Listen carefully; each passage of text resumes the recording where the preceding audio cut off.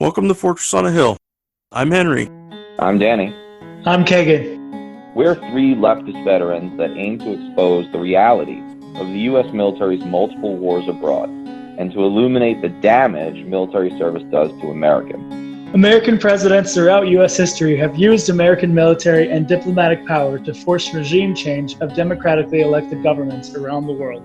Most veterans come from families vested in prior service, and American generals choose their own, ensuring diversity of thought never interferes with American warmongering. How can we stand by and do nothing while our military kills and destroys lives the world over, while telling Americans that all this death and destruction protects them from terrorists when nothing could be more false?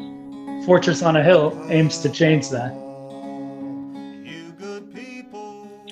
Well, all right, folks.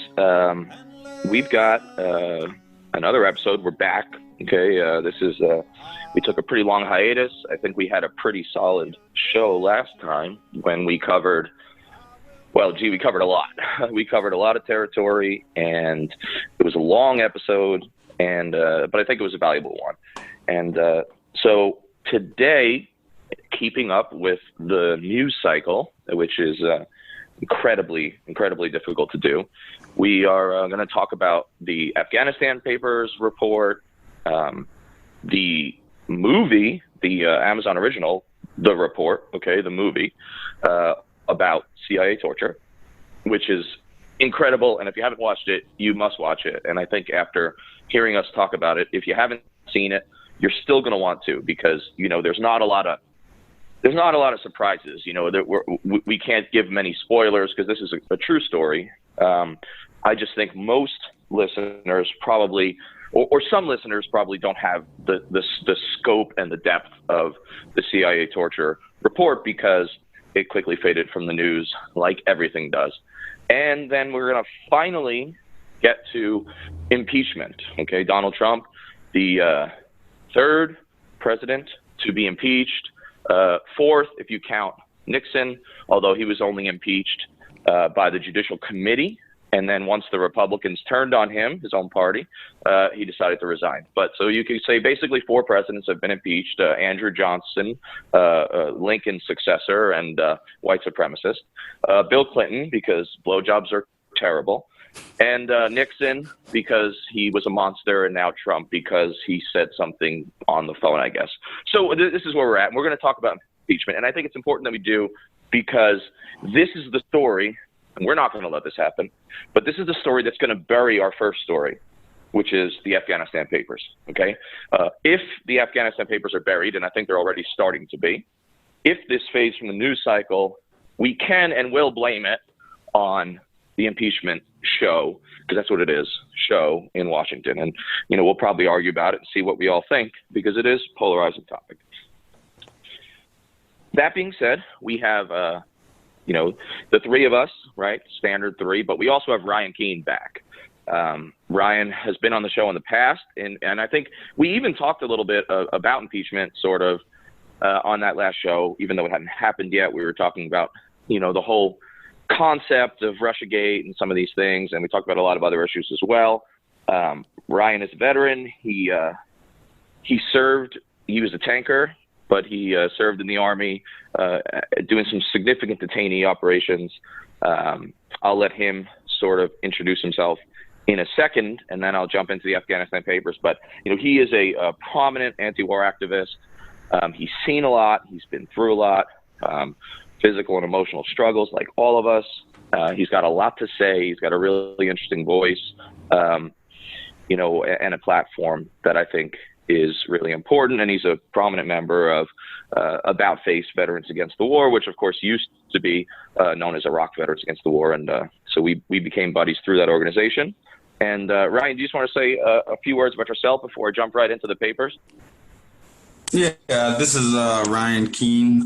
This is my second time on the podcast, and I'm from Ohio. I was in the Ohio Army National Guard from 2002 until 2008. I originally was a 19 kilo M1A1 Abrams tanker, and then I reclassed to 11 Charlie infantry mortarman. However, we were a combat arms unit full of tankers and infantry, and we deployed in detainee operations with Task Force 134. I was stationed at Camp Cropper, which was a gray site in Baghdad, right outside of Bayat, one of the 3 detainee facilities in Iraq, the only high-value detainee facility in Iraq. And I was there from January 2005 till December 2005, immediately following the Abu Ghraib scandal. And I am an anti-imperialist. And also I write poetry and try to bring some awareness to moral injury and suicide awareness and other mental health issues. I am a disabled veteran with post-traumatic moral injury. So thank you.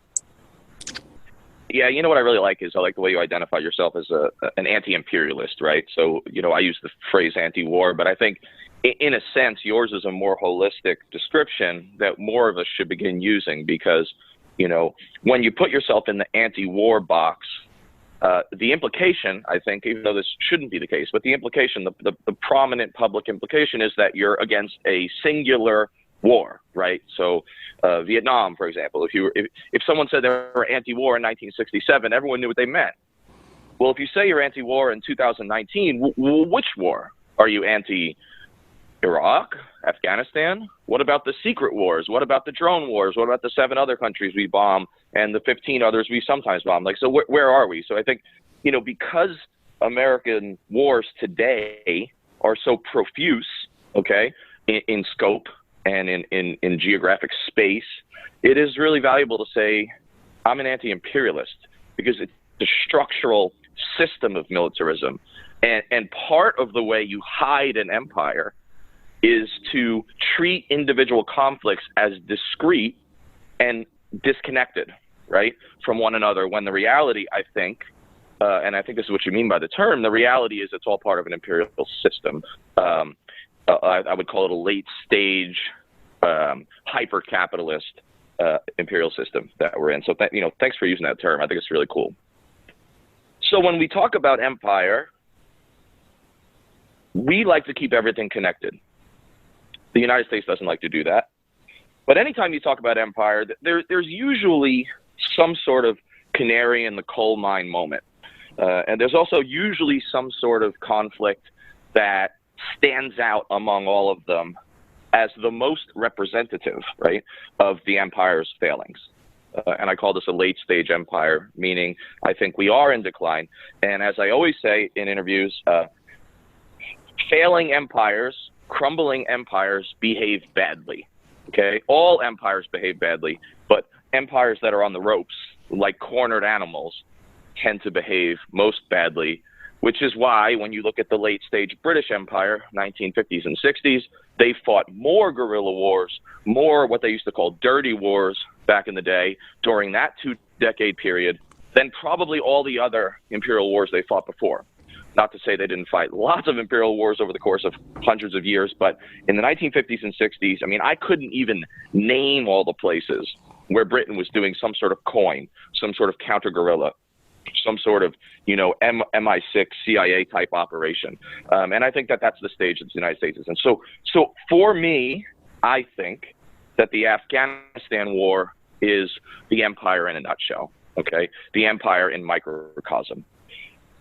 Partly because it's the longest war in American history, and partly because it is based in some ways on the greatest number of lies, fantasies, and delusions. Now, many of us have known this for a long time.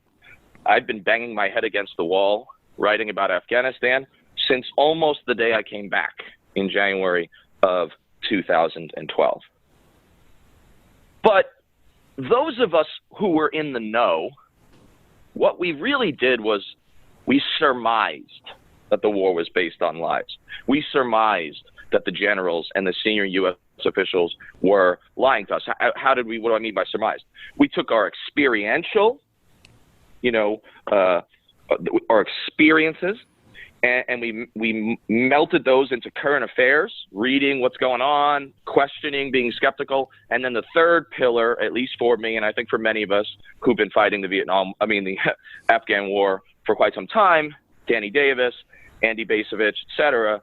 The third pillar we brought into it was history, okay, placing Afghanistan's war in the broader history of America's experience in Afghanistan and in the broader history of Afghanistan's troubled relationship with empires throughout history. So that's a long setup to say we were pretty sure that all this was based on lies and obfuscation and delusion, quite frankly.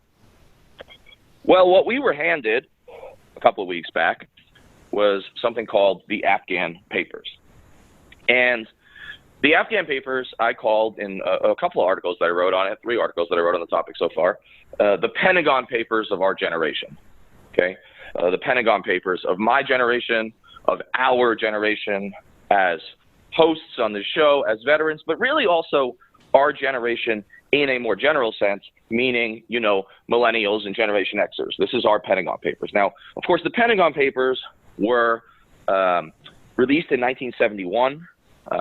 Famous, probably, perhaps the most famous American whistleblower of the 20th century, Daniel Ellsberg, who was a veteran himself.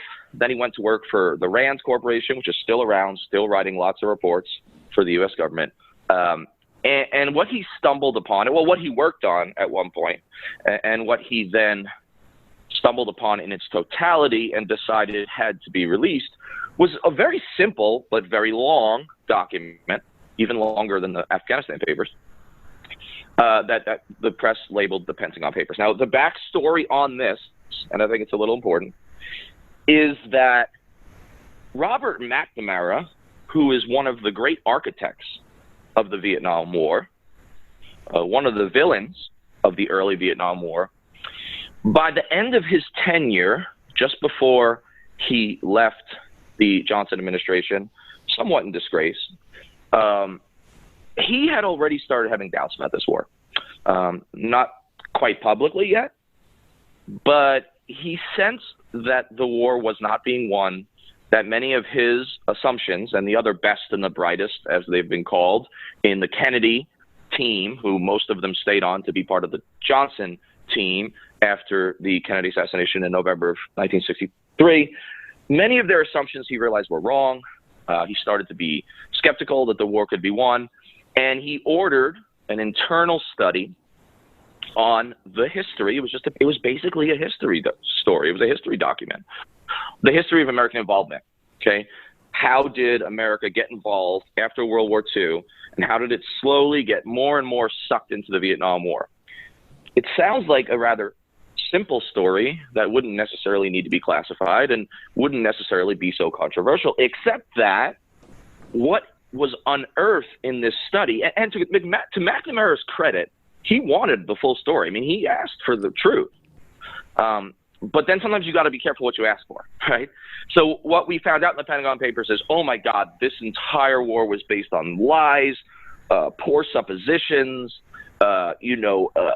just, it was awful. I mean, it literally implicated every president from Truman, straight up to Johnson, because the document actually stops at the end of the Johnson administration.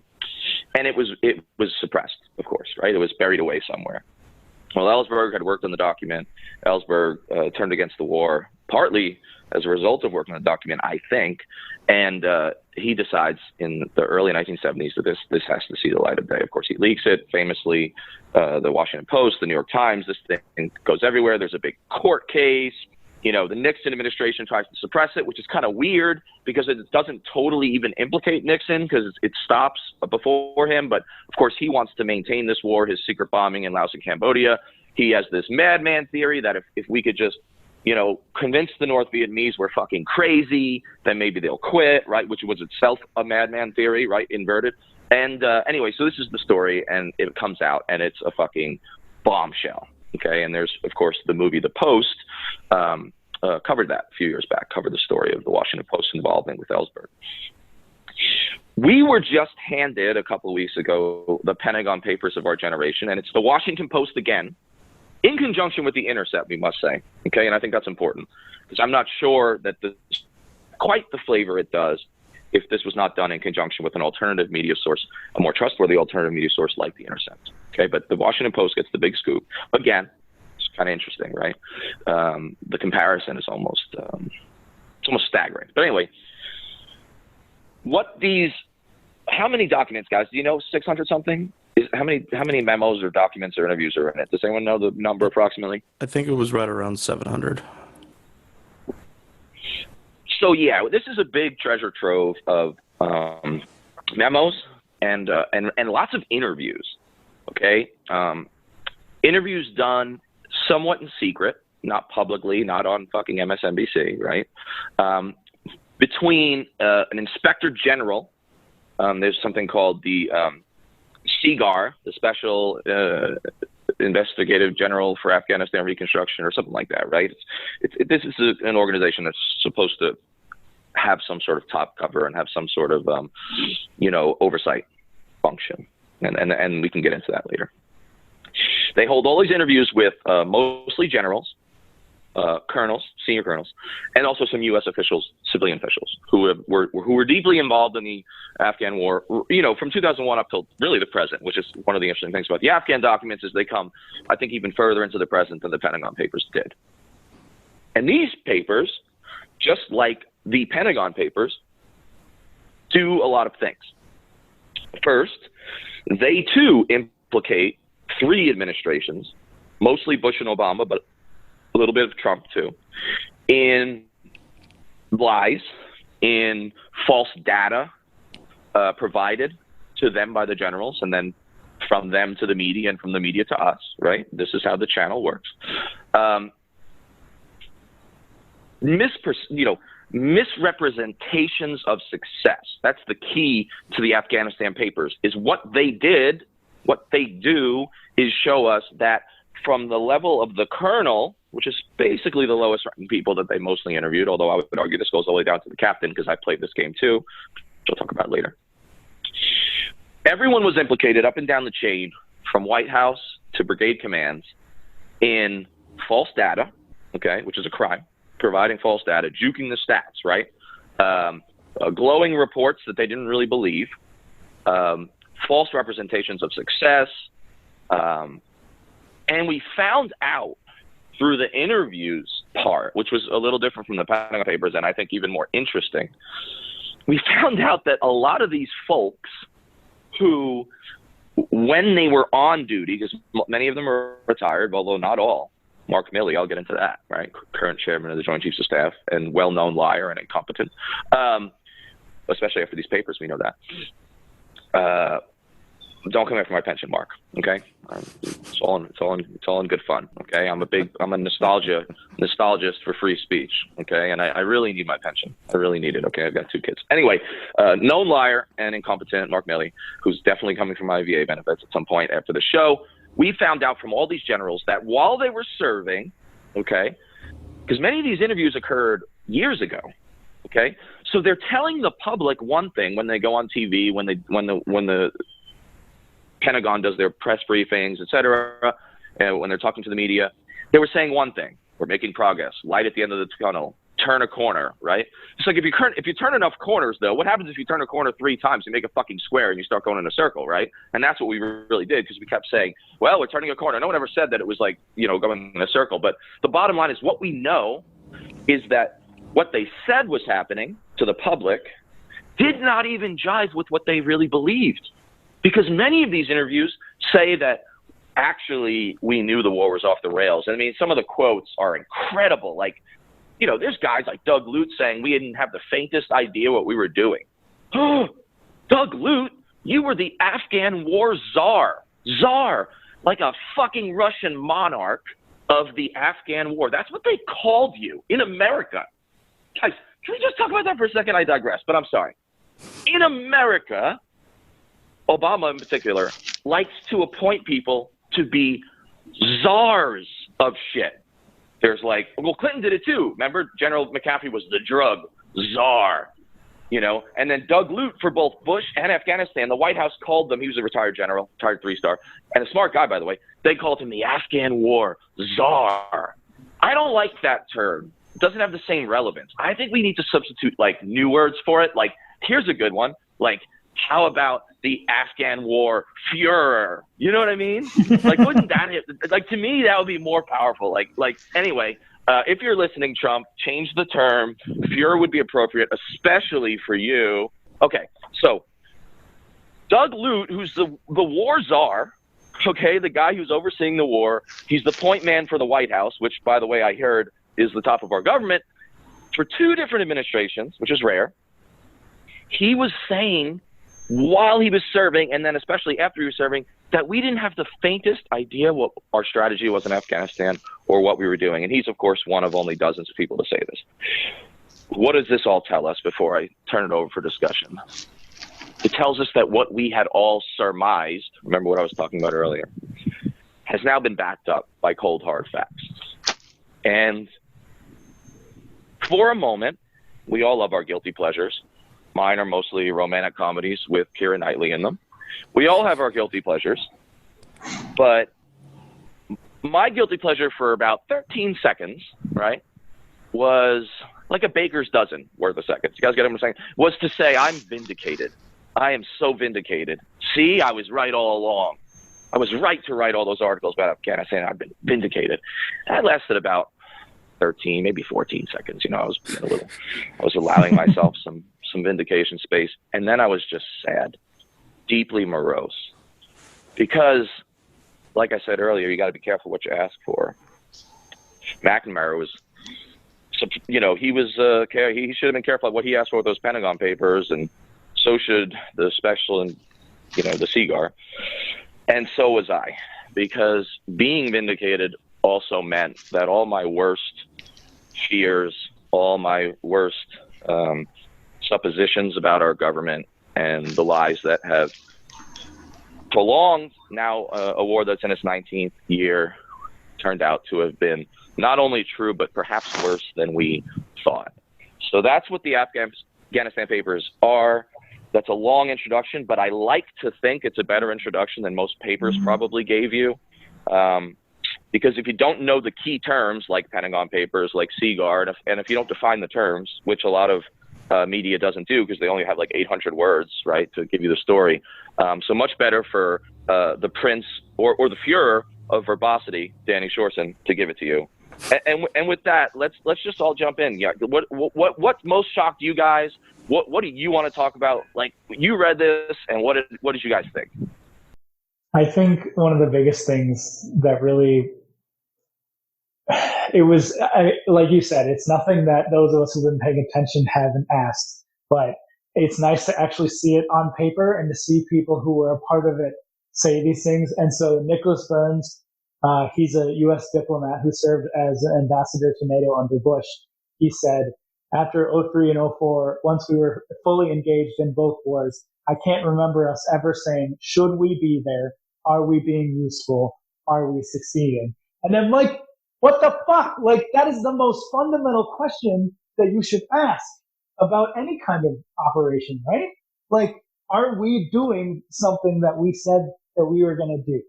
And this is like 2 or 3 years after we started. And they weren't even asking those questions. And and then fast forward to when Obama, completely flipped the script, because Bush's whole thing, was on counterterrorism. It was like, find the terrorists, get them, kill them, or extraordinary rendition, i.e. kidnapping, get them out of there. And then Obama was like, no, we need to switch to the counterinsurgency model, and the whole quote unquote hearts and minds bullshit that actually never changed anything. And they never stopped to ask continually those fundamental questions of, are we being successful? What are we doing here? Are our goals being achieved? Like, they never fucking asked that question. And it's just ridiculous that, up and down the chain, the people who tried to ask those questions were not taken seriously.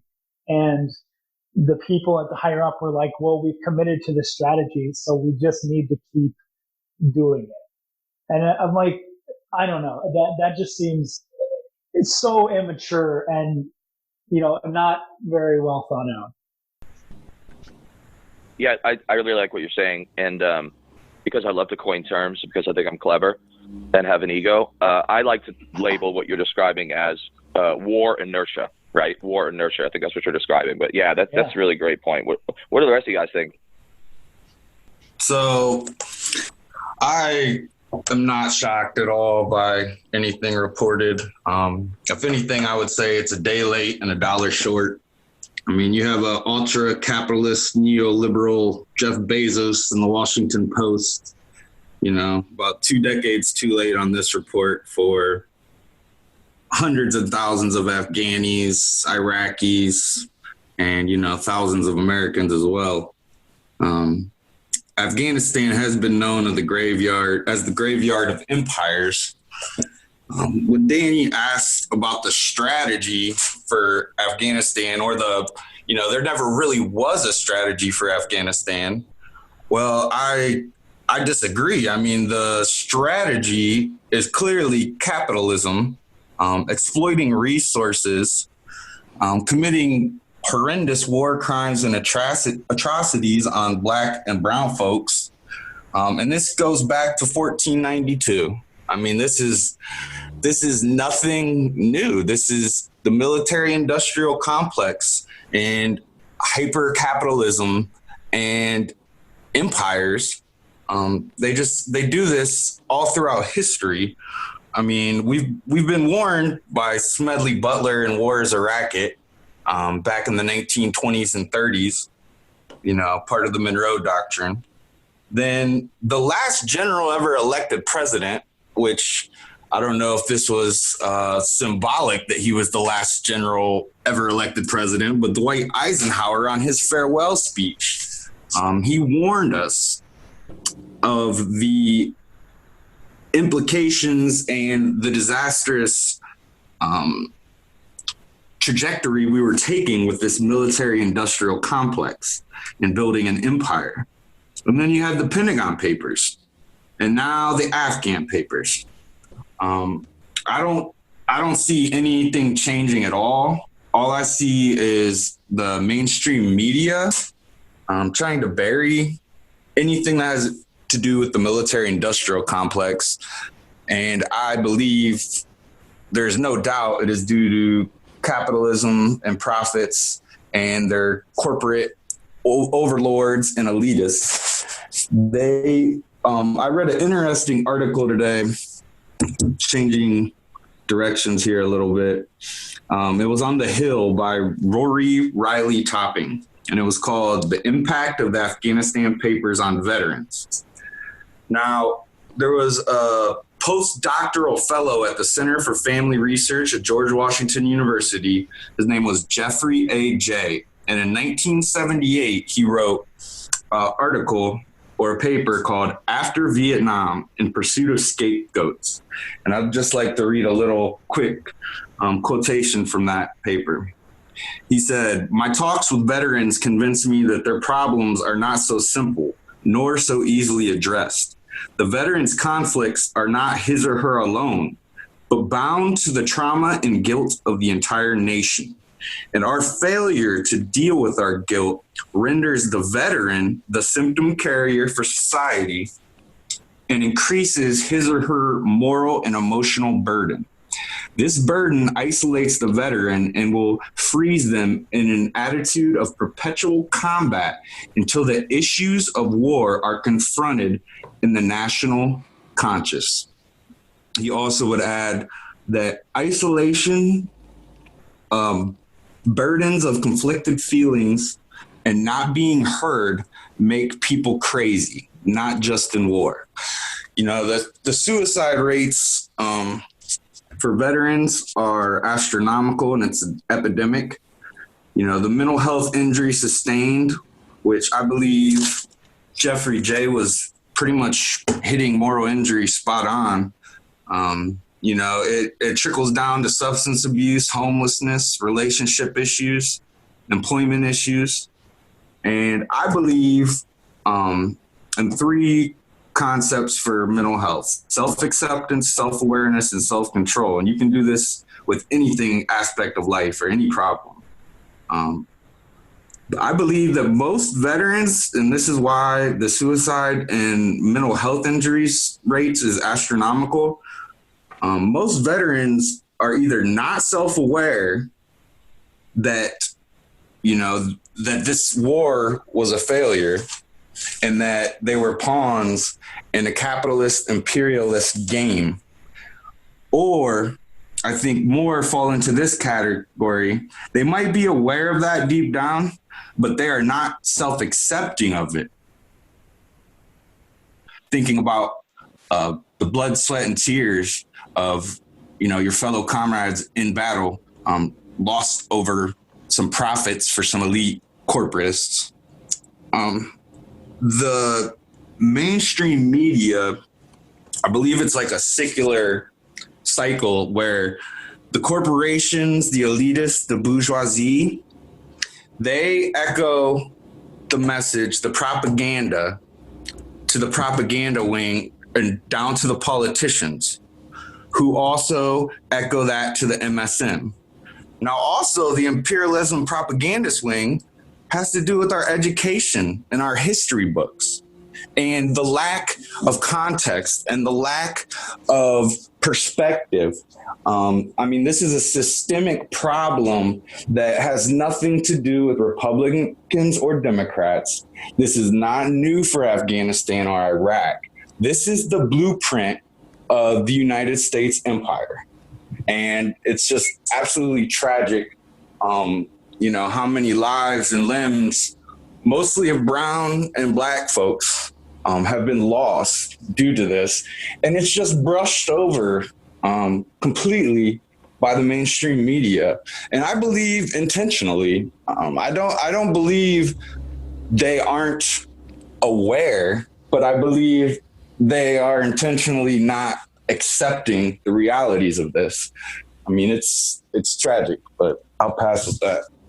Well, Ryan, I like what you said about the effect of all this on veterans, and how issues with moral injury and PTSD, they linger after the fact. And I think what you're saying is they can be heightened, amplified, catalyzed by the sense of, carrying the burden of fighting in wars that are clearly illegal, clearly immoral, clearly unwinnable, potentially never even meant to be won from the start. Some of these wars, I think, were never really meant to be won. They were just meant to be continued.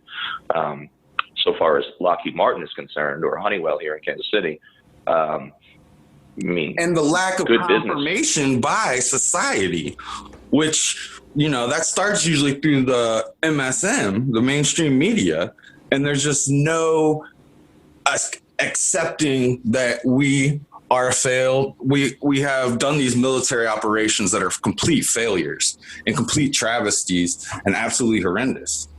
Yeah, absolutely. Even just for me, one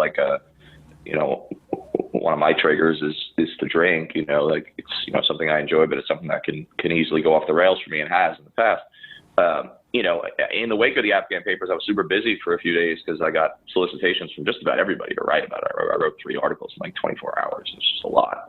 And but after that, like I said, I allowed myself to be vindicated for a moment, and then I went off the fucking rails, and I was on like a fucking 4-day bender, to the extent that I went on like a cleanse after that, because I was triggered by the whole thing. Instead of feeling good about it, I was like, oh my God, all my worst nightmares have been confirmed. Like, the world is a dark place. Fuck everybody. And I think that there's a lot of veterans. We all respond to it differently, but that's where I go. And I think there are other veterans who go there like me. So I think that's an important point. But, Henry, when we chatted about it back and forth, and I know you read, my pieces on it. When you woke up that morning and read the first, the first article on it before you dug into the primary source, what crossed your mind first? Well, the first thing that I saw about it wasn't anything that directly referenced the papers themselves. It was from the Daily Beast, and it was David Petraeus's explanation, if we want to call it that, of what his defense mechanism for dealing with the reality that a lot of this information had come out. and it was like a just press release bullshit. But it's funny, I never saw him so, quite so easily triggered. It was like that. It was so raw, and it undid so many of the band-aids that he was a part of, that was had to be out there first. I did find an article from FAIR, the media watchdog, Fair and Accuracy in Reporting, that they were talking about it's very curious as to that the Washington Post, having spent almost the entirety of the war on terror entirely in support of it, that now they were actually forced, in order to do this new coverage, to have a little bit of self-discovery. And Fair had mentioned how that a survey they did for the 3 weeks following the September 11th attacks found out that columns calling for or assuming a military response to the attacks were given a great deal of space, where opinions urging diplomatic and international law approaches as an alternative to military action were nearly non-existent. You then move to another study they did. This was from 2009. And at that point, this was November 2009, pro-war columns outnumbered anti-war columns by more than 10 to 1. Of 67 post columns on U.S. military policy in Afghanistan, 61 continued war, while just 6 expressed anti-war views. And I think that really needs to be pointed out, that the Post, along with the New York Times, have walked hat in hand through the entirety of the war on terror in its many different iterations, and now they're trying to set themselves in a better place politically to defend many of the lies that they told, or at least added a megaphone to. I was floored by the number of memos among the documents that talked purely about the cost of the wars, especially about comparisons between the per soldier cost of an American soldier, an Iraqi soldier, and an Afghan soldier. And then, of course, the war math of how many Afghan soldiers can you get trained for the cost of training one American soldier or an American Marine.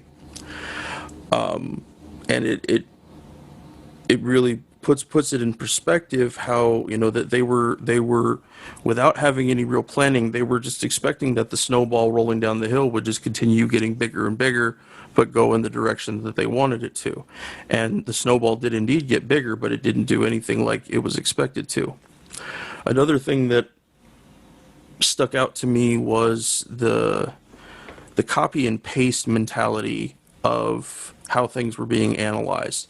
And the one that stuck out the most was that they were comparing standards of operations in the war on terror, and specifically about nation building, to post-World War II Germany. And, there's I don't know how many millions of differences between that occupation following the World War II and what we were doing in Afghanistan. But Danny, I know you and I've talked about this before, that the military mindset is such a copy and paste one. We think that the old operation is going to tell us everything we need to know about the new operation, and then that ignorance continues to build on itself until we arrive at this point where everyone's standing around saying, I don't know how we got here, when it's perfectly obvious why we got here. Yeah, I think the military mentality of loyalty to the mission, blind loyalty to the mission, blind loyalty to the process, trust the process, right? Stay the course, as George H.W. Bush used to say about policy. It's alive and it's well. It's dangerous, and it lacks all historical context. And I know we have to transition to our other two topics pretty soon, but I wrote a rather long 5,000-word article comparing the Afghan war and the lies of the generals in the Afghan war to America's second longest war, what had been its longest war before the Afghanistan war, which was called the Moro War. It was a subset of America's counterinsurgency or imperial campaign in the Philippines, right? America's largest overseas colony and its history. No one's ever heard of the Moro War. There are 7 books on Amazon that deal with it in any unique or totality sense. There are over 10,000 on the Vietnam War, just to give you a concept of it. Even scholars don't know about this war. I do, because I'm a hyper geek. I'm the Führer of geeks, which is, I've heard everything. I'm the Führer of everything from now on, just so you know. And I'm not scared. I'm not scared. I get an Anti-Defamation League. I don't actually like Hitler. It's funny. Some shit's just funny, okay? Anyway, sorry. And just before I get, I mean, my career is torpedoed already. I mean, I defended Trump against impeachment, just yesterday, so it's over for me at this point. No, but I wrote about the Moro War, and yeah, we're through the looking glass, Alice, right? This Bernie bro just defended Trump. It's appreciated. Up is down, dogs are cats, right? So the point of the Moro War is this. It was America's second longest war. It used to be the longest war. It goes on for 14 years. Actually, it kind of is still going on, because we still, like in the last decade, have had Green Berets like helping the Filipino government continue to try to suppress Moro, which is the Muslim Filipinos in the South, their separatism and their Islamism, right? They've never wanted to be part of the Philippines. They want to be their own thing. Philippines, and then America, and then the Philippines were like, nah, no thanks. Like, you got to be under us because we said so. And even though you live on fucking unique islands that could clearly run themselves, that can't be allowed. The whole archipelago has to be one, even though that makes no geographic sense. But nevertheless, this is the war. Well, here's the thing. The pantheon of important early 20th century generals, okay, from the generals who served from about 1900 to all the way up to George Marshall in 1945, every single one of those chief of staffs essentially served in the Moro War in one sense or another. So they all kept getting promoted. In fact, the best job to have, if you wanted to someday be chief of staff of the army, was to command the division of the Philippines. And the best job to have in order to get command of the entire Philippines militarily was to have command of the Moroland, they called it, the southern islands, because that's where the most fighting, or the most sustained fighting was. So it was like, if you commanded that, the next logical step was to be the commander of the whole Philippines. And then usually the general that was the commander of the whole Philippines went back to the United States and became the head of the chief of staff, right? Went back to D.C. So 5 of them actually did this. Well, I'm just going to rattle off real quick these guys, and I promise to keep it as short as I can. I mean, I'm not going to follow that promise. You know what I mean? I mean, I'm twice divorced. I mean, come on. I promised God and then broke that. So, but anyway, I'm going to try to be not so verbose, but we have this guy called Leonard Wood, right? Leonard Wood has a base in Missouri named after him, where the chemical, engineer, and military police are headquartered. Is that right, Henry? Correct. Yeah. So he was a lunatic, and he was the most brutal. He was the guy who was like the Ray Ordiano before he became a coin guy. He was one of these, we got to be tough on them, like a lot of the generals early in the Afghan and Iraq wars were, right? Before the enlightened Petraeus came, right? So that's what he did. And he said after he left, after he killed tens of thousands of Moros, largely women and children, and massacres, by the way, massacres, not battles. We call them battles, they were massacres. He said, hey, look, the war's just about over, guys. That's the report he gave to Washington. And so Washington gave that report to the press, and the press wrote it. So then this guy named Tasker Bliss takes over. We've heard of him too, right? Tasker Bliss, Fort Bliss, El Paso, Texas, right? Home of America's only tank division, right? Or its only armored division. Just first cast on the tank division too. But anyway, he comes in and he's the Petraeus of the group, right? He's the first Petraeus. He's like, no, what we really have to do is like work with the locals. We don't need to do large operations. We need to do like small operations, not the big punitive massacres that Wood did. And he has some success. I mean, he never really suppresses Moro nationalism, but he brings violence down a little bit. He kills a few less of them, or a lot less of them, and less of his guys die. And he looks really enlightened. And so he's like, yeah, we've got it, right? Reports to DC, hey, things are going well. The war's just about over. Not quite, though. Almost. We're getting there. And then, of course, the media printed that. So this goes on and on. I mean, and we keep rotating back and forth between guys who are like Wood, who want to like just kill everybody, and guys who are like Bliss, who want to like do this counterinsurgency thing. Just like we kept switching back and forth between killers and then the Petraeus McChrystal, hearts and mindsers, even though there was a lot of killing done under their commands. So I'm not going to go all through the reports of all of them, but like, let's just go through some of the names of the guys that took over one after the other, all of whom, except one, became Chief of Staff of the Army, the highest position available in the military at the time. And the other one, the sixth guy that I'm going to mention, I mentioned two already, he became the Assistant Chief of Staff. So he got to the second highest level. So we got 5 guys who rose to the highest level of the Army, 6th guy who came to as close as you could get to being Chief of Staff. And all of them lied because we had their internal memos, right? I've read them, or the excerpts of them in my research. And it's the same goddamn thing. And that's why, Ryan, you're right. We're teaching the wrong history. Like, I should be streamed into every TV, fucking Orwell 1984 style, to just fucking banter about this stuff, because I could teach the American people, the American children and people better than anybody, because I actually fucking connect the dots, right? And there's other good historians like me out there. I mean, I'm not the only one. Just no one reads our shit, though, you know?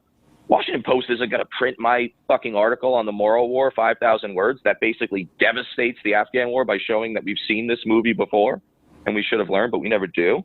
So Hugh Drum is another guy who commands in the Philippines and says everything's going great in public, but then in his private papers and memos, he says it's actually not. Hugh Drum, Fort Drum, New York, home of the 10th Mountain Division. You seeing a pattern, guys?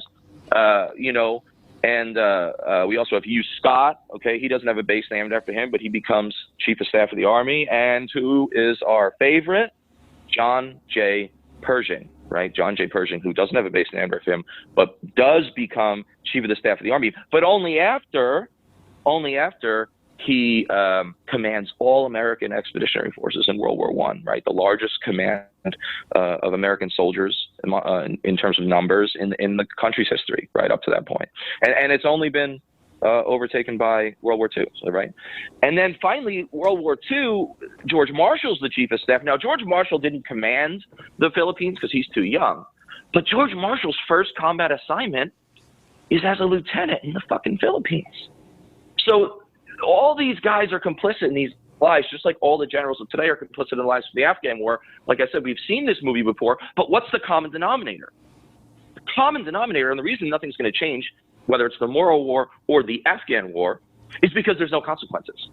There's no consequences for being wrong, for being incompetent, or for being a liar. Because every one of those generals in the Moro War went on to fame, fortune, and the highest commands, and just about every one of the generals who's quoted and shown to have been lying in the Afghan papers has already or is still going to reach the pinnacle of the Army today. Now, of course, the Philippines topographically, environmentally looks different from Afghanistan, and you can't draw tactical lessons necessarily from the Philippines, but you can draw strategic ones. So at the head of our army today, at the head of our military, is Mark Milley. Mark Milley, back when he was in Afghanistan many years ago, was giving glowing reports on the war. Well, that means either he's incompetent because he didn't understand what every other interviewee seems to have privately understood, which is that we didn't know what the fuck we were doing even in 2002. Thanks, Rumsfeld, because even he said that. Or he's a liar. So the chairman of the Joint Chiefs right now is either incompetent or a liar. Probably both, right? Probably a little bit of both. He's a little shake and bake, like most generals. With that, I yield the floor. Ryan, thank you for bringing up history. Henry, thank you for bringing up the military culture of just positivity, delusional positivity, I would argue. And yeah, if anyone has any more comments on this, throw them in, and then I think we probably ought to transition, because as always, we're kind of over on time, and clearly I had nothing to do with that, so I blame you guys.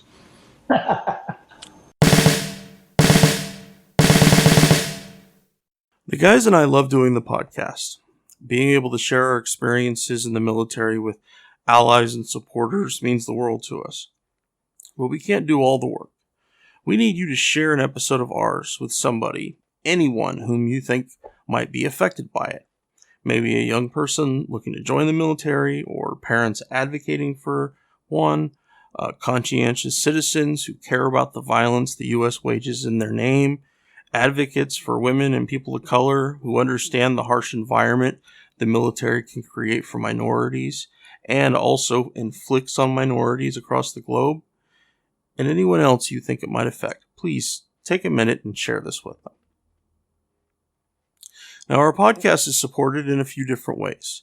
First, there's Patreon, where we're blessed to have an array of wonderful supporters helping the guys and I pay for some of the podcast's expenses. Those who contribute $10 a month or more will be mentioned here as an honorary producer, helping keep you, our listeners, stocked with new episodes. But you don't have to contribute $10 a month to help us. For as little as $1 a month, you can help us keep going, paying for hosting and storage fees, transcribing old and new episodes, promoting and expanding the podcast, and other crap I can't think of right now. So let's bring out these honorary producers, and they are Will Arens, Gage Counts, Fahim Shirazi, Henry Zamota, James O'Barr, Adam Bellows, Eric Phillips, Paul Appel, Julie Dupree, Thomas Benson, and the Status Quo podcast. Your contributions are wonderfully helpful to us. Thank you very much. However, if Patreon isn't your style, you can contribute directly to us through PayPal at paypal.me/Fortress on a Hill. Or please check out our store on Spreadshirt. The great Bill Krapinski did an awesome job designing our first shirt, which you can find at shop.spreadshirt.com/Fortress on a Hill. Check for promo codes before you order. And now, let's get back to the podcast.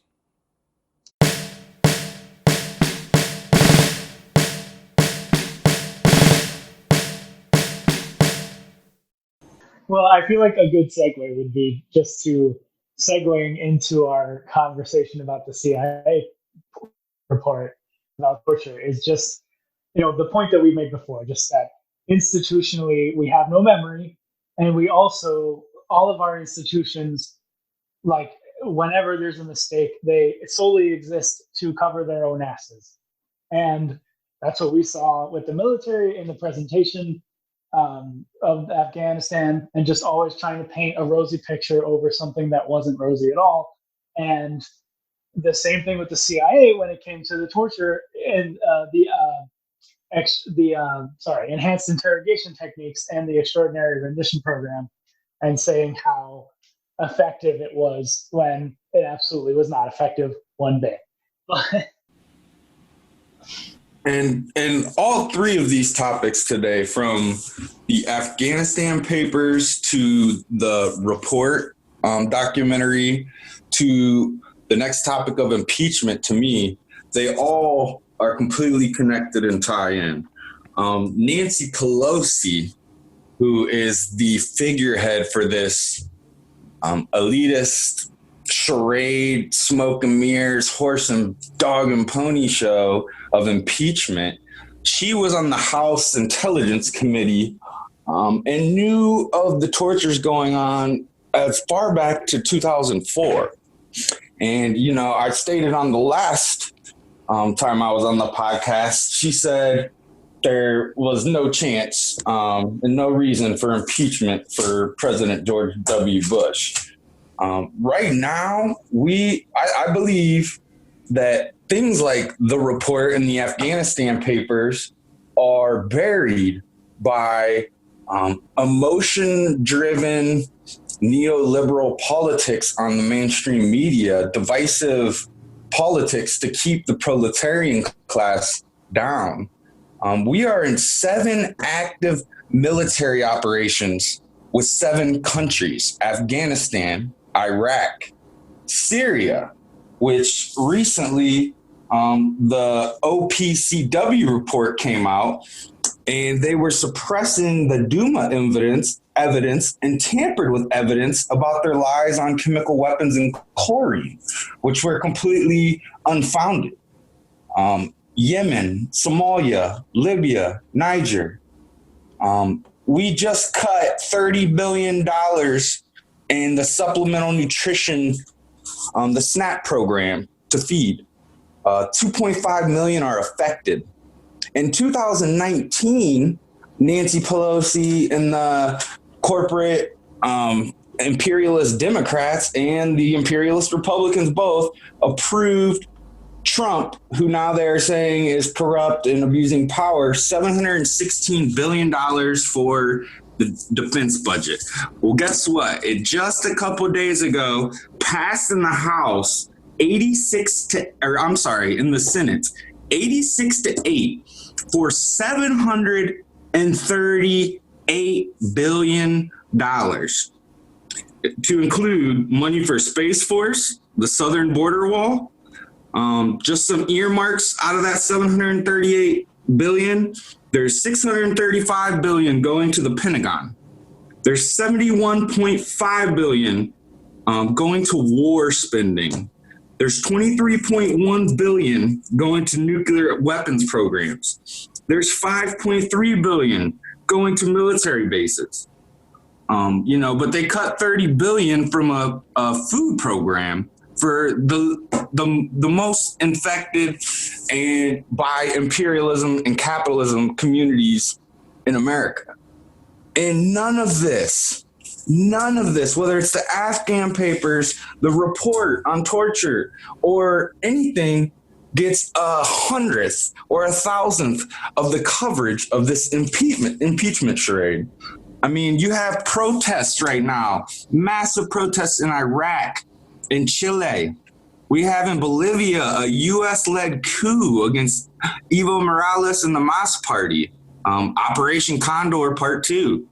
In Venezuela, we had a U.S. coup recently. In Lebanon, pro-U.S. forces and pro-Saudi forces are trying to disrupt an anti-corruption protest. In France, you have a general strike. Now, you might hear some on the media about Hong Kong. And why is that? Well, because in Hong Kong, there are now reports coming out that the U.S.-backed Ukrainian neo-Nazi fascists are showing up in Hong Kong as disruptors and agent provocateurs, proxy to the United States imperialists. I've seen reports recently about a Russian ship being aggressive off our East Coast. Wow, this is something that Russia does all the time. And you know why Russia does that all the time? Because we have freaking warships and warplanes in the Black Sea and completely surrounding Russia. So how are they acting aggressive? Where is the opposite, context to this? The U.S. just recently, another thing I haven't hardly seen reported, we dubbed Nicaragua a national security threat, as well as Trump designating the Mexican cartels as terrorists, making both Nicaragua and Mexico open to non-legislative, executive-ordered military operations.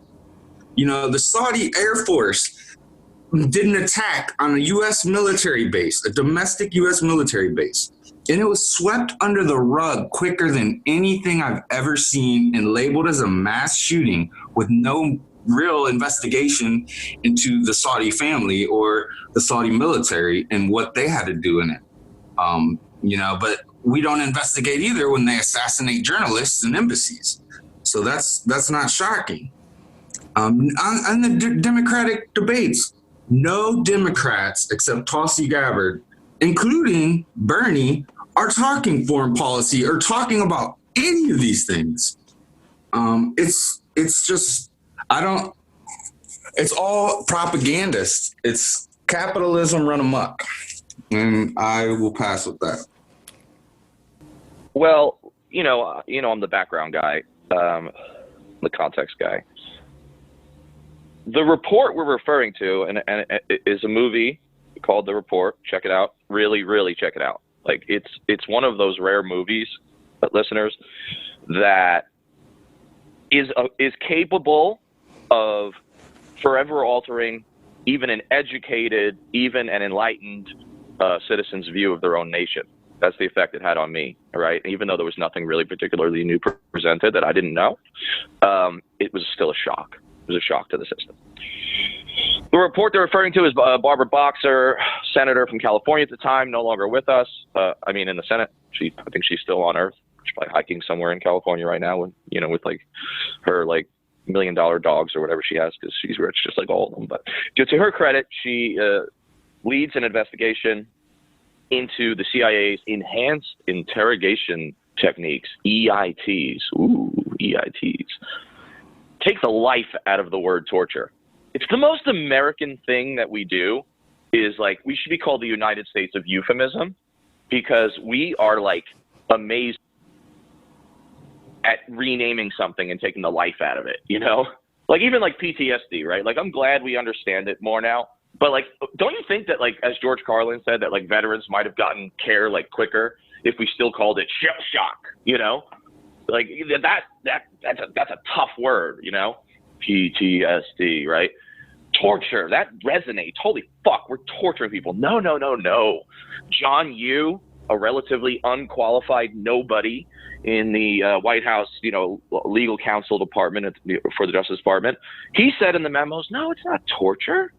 No, he played with the words. He called it enhanced interrogation techniques. You can slap people. You can put them in coffins with insects on their bellies. That's fine. That's not torture, right? You can keep them awake until they go insane. You could douse them with cold water until one of them actually freezes to death, which happened, hypothermia, right? We saw that. You'll see that in the report. Well, you know, Boxer looks into this, right? And she appoints like a staffer, one of her senior staffers, a super dedicated dude who basically goes insane himself from the agony of working on this report, investigating the CIA for years, several years. The question, of course, was, there was two key questions. Three. One, was what the CIA was doing torture? Like, was it illegal? Because torture is illegal, right? In international law, it's like very illegal. It's also illegal in domestic law, so it's illegal. The second is, did it work? Right? Did it work? That was an important question, even though it shouldn't matter because torture should still be illegal. Even if it does work, it doesn't. We found out. And three, did the CIA know that it didn't work? Right? So boom, boom, boom, boom, boom. So of course the answer is EITs were certainly torture, right? Two, it didn't work. And three, the CIA knew it didn't work, had done their own investigation that they then classified, but this guy found in his, you know, troving through their documents, and they lied about it, which is the fourth thing. So torture, we did torture. It didn't work. The CIA knew it didn't work, and then they lied to the American people and the government and the president about it. Okay? I mean, Bush is a monster and should have been impeached and should be, held at Nuremberg trials. But in this movie, and in the CIA report, Bush isn't even the worst guy. Because what it showed is that, like, he wasn't even getting full information from his own government. Wait, there's a term for that, isn't there? You guys watch Fox News. There's a term for that when, like, the government operates independently, unelected, and can actually, like, stifle a president. What they want to do is it starts with a D. Deep state. Deep state, right? That's what it's called, I think. I mean, this is what it's all about, right? And like the Afghanistan papers, there were two major conclusions. And with that, I'm going to turn it over, okay? But conclusion one is that it is very hard to get such reports made public, okay? The CIA and even the Obama administration, because that's who was president while this was going on, while most of this investigation was going on, tried very hard to suppress it. Like really hard, like really, really hard.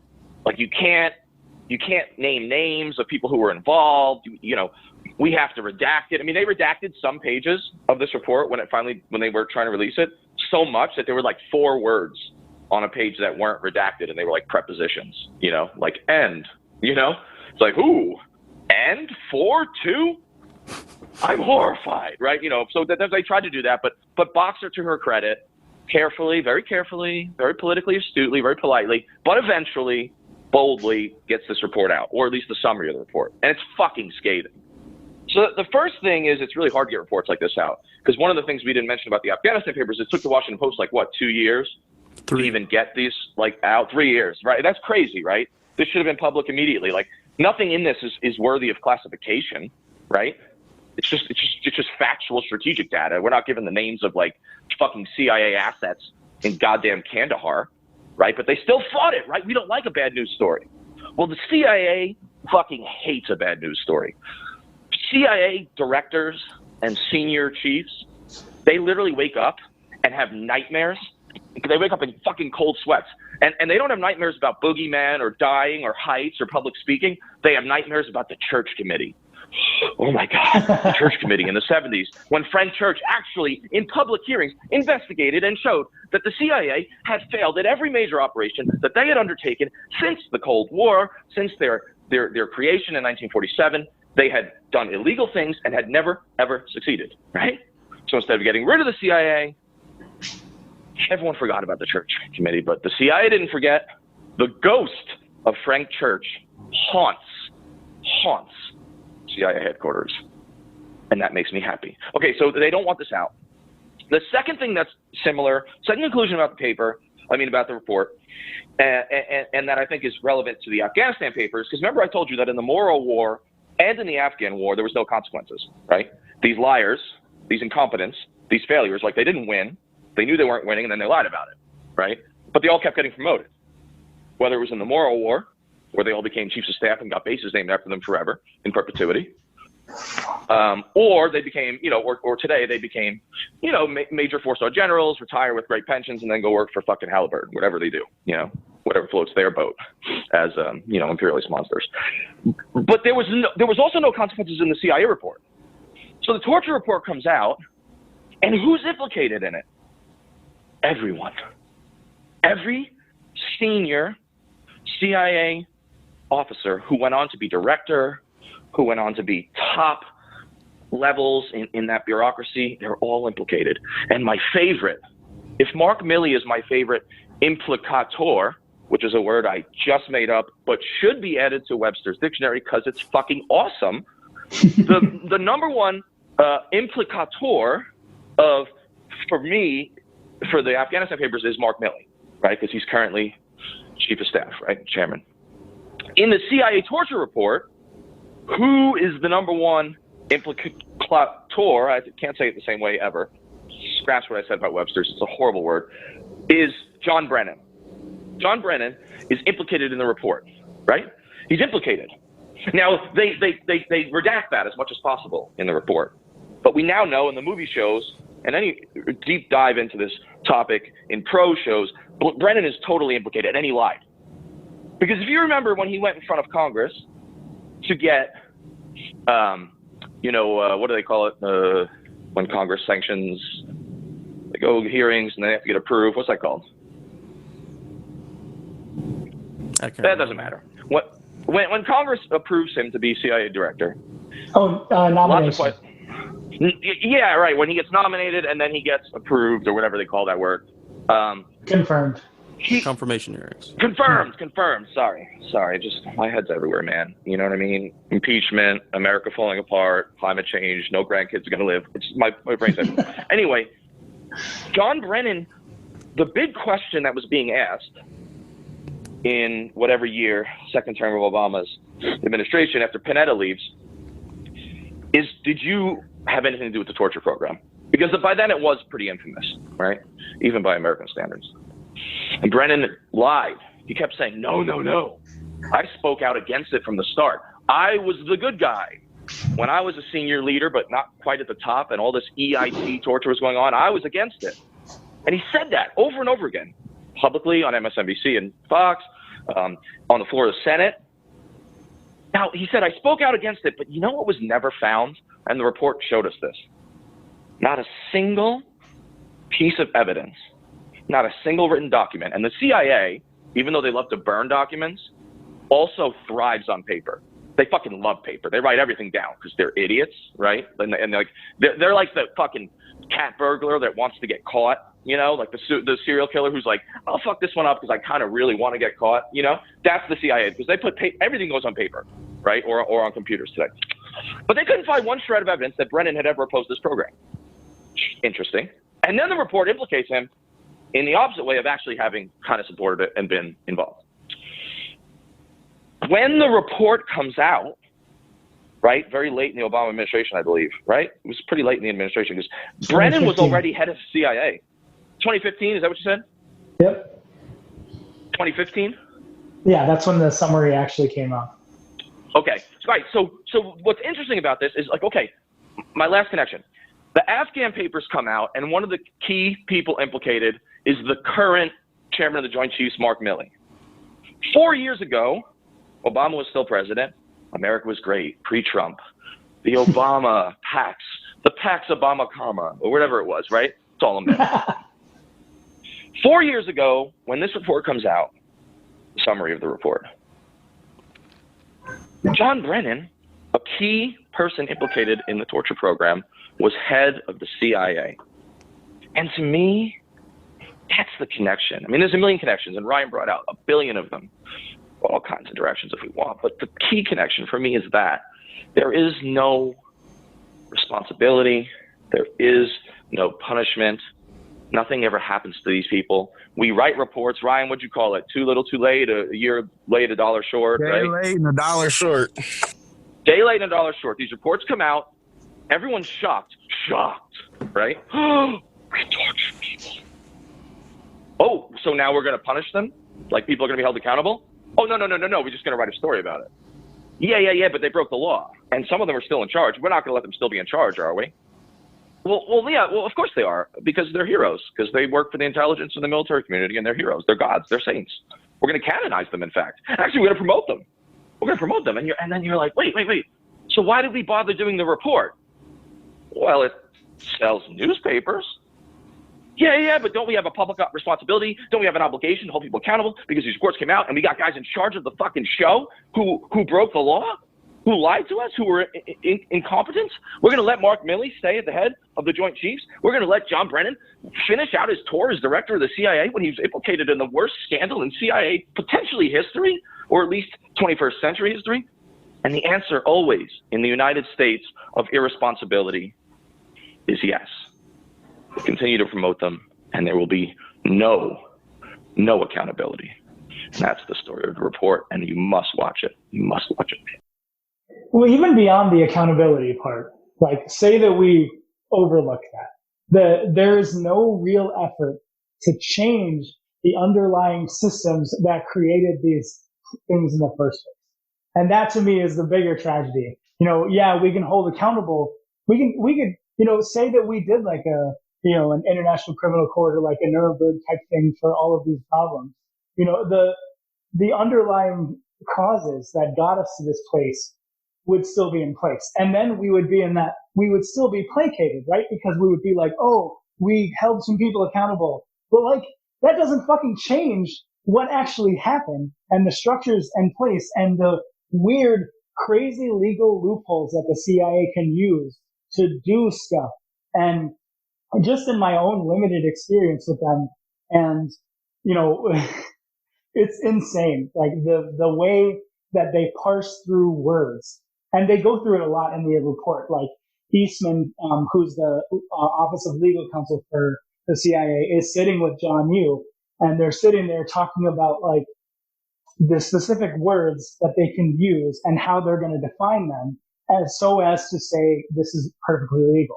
And one of the things that I love is that they say the word unique.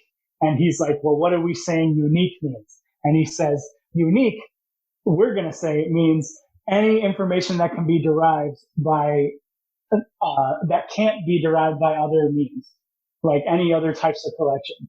But as they showed in the fucking movie, like all of the information that they said they were getting from enhanced interrogation was gotten through other means, through either traditional rapport building, which has been proven for decades now to be the most effective way to actually get information out of prisoners.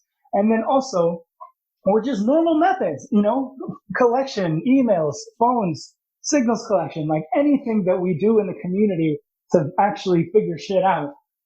That's how they got the information. It wasn't through torturing people.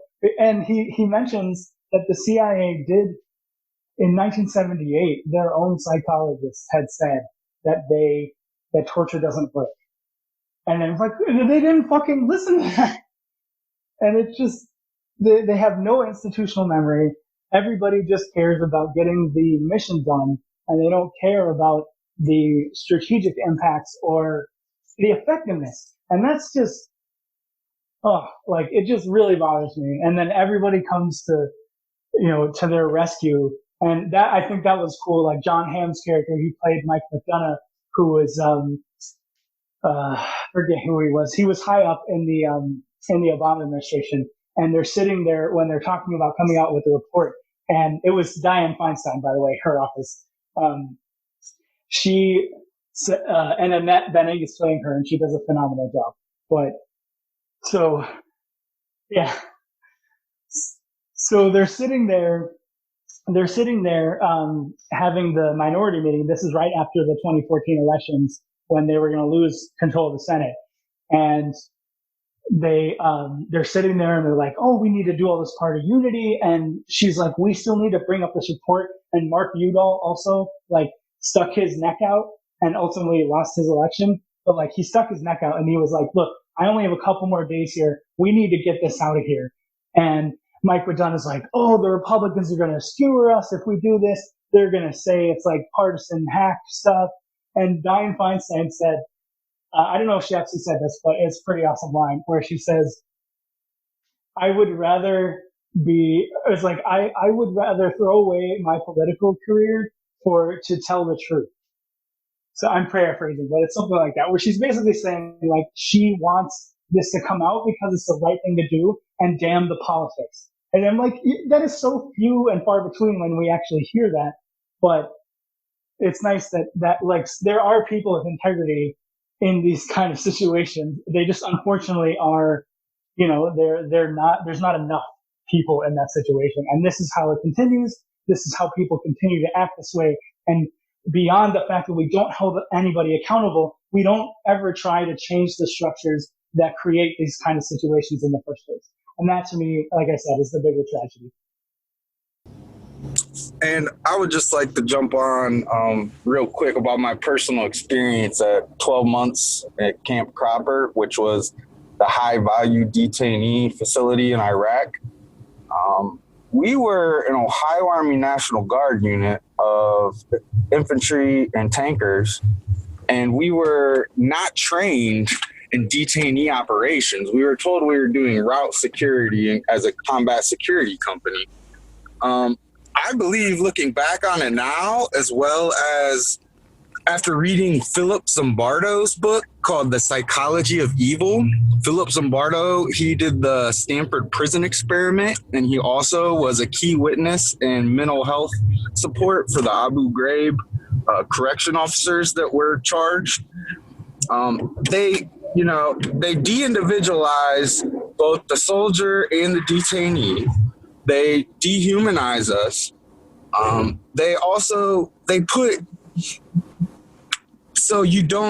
You put the responsibility of your actions on a uniform instead of on yourself. You think of yourself as the uniform. You don't think of yourself as an individual. We arrived January 2005, shortly after the Abu Ghraib scandal was released, and they removed all video and audio surveillance from Camp Cropper. So I believe with intent, they put untrained personnel there with no oversight because they realized if we want these tortures to continue and not get pushback, well, it got leaked through some phone pictures. So the next soldiers we send to a detainee operation in Iraq will just eliminate any photographic or audio evidence. So I'm one of the only soldiers that I've come across that went to Iraq or Afghanistan, and I'm like a ghost. I have proof, but I don't have hardly any pictures. I have primo pictures and demo pictures, but it was like we were ghosts in Iraq, and we were left there with no oversight, no training, nothing at all, just basically thrown there to the wolves. And they knew it was a recipe for torture. Henry, when you watched the report, and we've all hit on a bunch of different angles, but I think what's cool is each of us see something else, I think we all agree on the content and the implications. But I think what's interesting about having 4 guys on the pod or 3 guys on a typical pod is that, we all hone in on something different, highlight something different. Well, if you had one, what was the big shock or the big takeaway or the lack of shock that you felt when you watched the report? I think the thing that and this was from the earlier story, not so much from the plot of the movie, but the fact that the CIA was willing to spy on the committee as it was working. And, I going back to what you were talking about, I don't understand how the Obama administration ended without all of this, and especially the involvement of people like John Brennan, becoming a much bigger scandal than it was. And of course, nobody in Washington wanted to make a big scandal out of it. They, the Dems didn't want to embarrass Obama or people on Obama's team, and the Republicans certainly wouldn't want to push it back on Bush, even though they might know it to be true or think that it is what needs to happen. It's a pretty fucked up, profound notion to have your own government spy on you when you're doing your official business as a government employee, the investigators on there. And it's a level of betrayal that they don't often demonstrate much, but certainly has many other historical points to it that, we, what's his name, Jim Clapper, coming out about the prison program and the collecting everybody's metadata on their phone calls. That, why didn't everybody's heads explode? And part of it, like I just said, nobody wanted to get anybody on their side of the team in trouble, and it just got used to things sweeping under the rug. And Ryan, going back to what you mentioned about that the cameras and stuff were taken away, that, I'm sure when the MP chain of command that was at Abu Ghraib, they had thought to themselves that these cameras will protect our soldiers. Not only will we be able to see how they interact with the detainees, we'll be able to go back and look at what happened in the past. And so all this nasty stuff happens. It gets laid on a bunch of privates as opposed to the people actually in command. I think there was a 1-star that ended up getting bumped down to a colonel because of it. But everybody else were MP peons in, E5 and below. And so instead of making it better, instead of saying, okay, that we caught our guys doing this, we have pictures, we have video, they're like, no, we're just going to get rid of the cameras, so that way that they're in a future time of this happening, there is literally no evidence, which means no one on our Army uniform team can get in trouble, at least. And Philip Zimbardo, in his book, The Psychology of Evil, he goes into what you're saying, Henry, as far as he makes an amazing case, and he testified in military court. This isn't a case of a few bad apples. This is a case of a bad barrel. Yep. It's a system. It's not the individual. No, when I was reading about the punishments for everybody, and I was astonished that 1-star actually got in trouble. That someone that high of rank, and I think she was a National Guard officer. Not that makes too much of a difference, but because we don't actually get people in trouble for things most of the time. Unless there's witnesses, and those witnesses are willing to put it all on the line, like you do with your writing, Danny. Other than that, no one wants to have the fight that's gonna bite the hand that feeds them. Or you'll end up like Chelsea Manning, reality winner, Yep. and all the other heroes of America. Yep. Or under a bridge like me after this impeachment article. Just to inject some levity, I was glad that I was watching this by myself, because I was yelling at the TV a lot. And because like my wife does not like it when I watch like military movies or like intelligence community movies, because I'm always critiquing them. And I'm sure you guys have been in the same space. But I'm just like, oh man, I'm glad that she wasn't here, because I was yelling at the TV like basically nonstop when I was watching this movie. I'll have to watch stuff in chunks. I'll watch the first third and scream for a while and then put it away for a month and come back and try to finish it just so I can say I saw the whole thing. But yeah, same thing. I have yet to personally watch the report, and I plan on watching it eventually, but it's too close to home. I lived it, I dream about it. I think about it all the time. I don't need the report to tell me what I witnessed for 12 months. Right. Yeah, I mean, the American people need it, because like the Afghan papers, we may have already surmised this, and you already experienced it, and in the prison you worked in, and in the gray site you worked in, and just like I experienced it in Afghanistan, so it didn't surprise me, and you guys experienced it in Iraq. But just a couple of quick things on this. They really will be quick. Ryan, earlier you talked about opportunity costs, about how much our military budget is, and yet like the 2.5 million people who were like kicked off SNAP or food stamps. The two experts, in quotes, that the CIA hired, they were contractors, okay? Bruce Jensen and James Mitchell, right? Yeah. Mm-hmm. They used to work for the SEER program. So they used to work for special forces, like teaching like pilots and Green Berets, like how to fight against torture, like how to resist torture. They got hired by the CIA to teach them how to torture, right? So they just like inverted it and like broke the law. And of course there was no accountability for them. Actually, there was accountability. They did receive something for their work. And you know what they received? Money. 81 million. Let that sink in.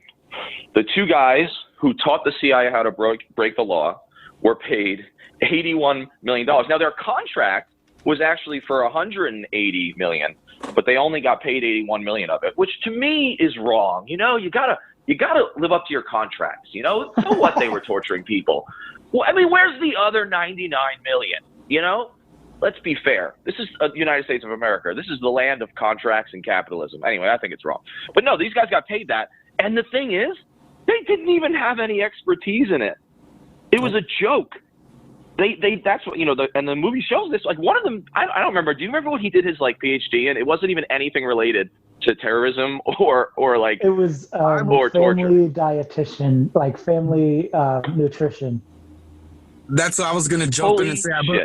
I believe he was acting as if he had a background in psychology, and he did not. Well, they did. They were like psychologists, but they all did their PhDs in psychology and nothing related to counterterrorism, counterinsurgency, any like interrogation. Like none of them had ever done any interrogations in themselves. But they gave the torture program cover by saying that these techniques were approved by such and such psychologist who's certified and da da da da da. That they were like the very bottom shit of the barrel when it comes to professionalism and actually caring about their craft, because real psychologists should have been completely against that ethically. It breaks so many different boundaries of what they're supposed to remain in terms of trying to help their clients. And so it gave cover to people like Cheney that we had these like you said earlier, Danny, our love for euphemisms, that these enhanced interrogation techniques, it's not torture, were approved by these psychologists. And then of course it also gives them a scapegoat, because now after the years of lawsuits that involve those two guys and the other information that's come out, I lost my point. Well, I mean, you're making a really important point. Go ahead. Also, the American Psychological Association was founded and started because of military psyops. That's the whole reason the American Psychological Association was started, as part of the military-industrial complex. Yeah, which shouldn't surprise us. One of the things about these guys, there was the select committee in their report, quote, said that the two guys, right, Jessen and Mitchell, did not have specialized knowledge of Al-Qaeda, a background in counterterrorism, or any relevant cultural or linguistic experience. Wow. And one of the ways something's torture, there's always little evidence that something's wrong. You just gotta like scrape away at the gilded cover, no doctors. There had to be a medical. We're Americans. I mean, we're very humane. There has to be a doctor there, right? There has to be a medical personnel to oversee these interrogations. Well, they did have one, but they couldn't have a doctor. They had to have a physician's assistant. Wait, why wouldn't they have a real doctor? Oh, because a doctor would immediately lose his license if he was involved in anything that was even close to torture, because it goes against the Hippocratic oath of first do no harm. Oh, that's the same reason that doctors aren't there when we lethally inject our criminals, some of whom are innocent, on death row. Maybe that's telling. Maybe that's instructive. Maybe we should stop doing it, right? I mean, this is the kind of evidence. How many people could have been paid in SNAP with that $80 million? I don't even want to do the math because it's fucking insane. These guys, look, but look, elites never care about qualifications. Like, dude, if you try to get a job at goddamn McDonald's and you're just a dude, like, you might not get the job because there's always that, like, quandary, that catch-22 for any, like, low-level job where they're like, well, do you have experience? And you're like, well, no, I mean, I need to get a job in order to get experience. And they're like, well, we can't give you a job without experience. And you're like, no, but I just graduated college, so I need like a first job, and then I'll have experience. And they're like, no, sorry, we can only take people with experience. Right? You can't even get a fucking job at Walmart without experience sometimes. But in American elite government positions, be they ambassadors, be they these psychologists, these faux experts, you don't have to have any qualifications to get like a high-paying or high-level government job. And my favorite example, and it's just one instructive example, Brownie. Remember Brownie? Remember Bush? He said, heck of a job, Brownie, infamously after the Hurricane Katrina debacle, when Brownie, can't remember what his real name was, totally fucked it up. Totally fucked up the FEMA response. He was the head of FEMA, the head of the Federal Emergency Response Agency, right? What was his qualification exactly when Bush appointed him? Well, he had given a lot of money to the Bush campaign, but he must have had some qualifications. What did he do before that? He did some sort of job at like a local, like at a municipal level for like disaster management. Is that what he did? Did he for the Army Corps of Engineers, perhaps? No.